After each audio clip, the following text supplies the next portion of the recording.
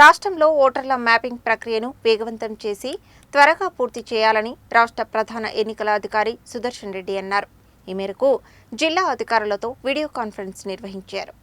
రాష్ట్ర ప్రధాన ఎన్నికల అధికారి సుదర్శన్ రెడ్డి అన్ని జిల్లాల కలెక్టర్లు, ఈఆర్ఓలు, ఏఈఆర్ఓలతో హైదరాబాద్ నుండి వీడియో కాన్ఫరెన్స్ ద్వారా ఓటర్ల మ్యాపింగ్ ప్రక్రియపై సమీక్ష నిర్వహించారు.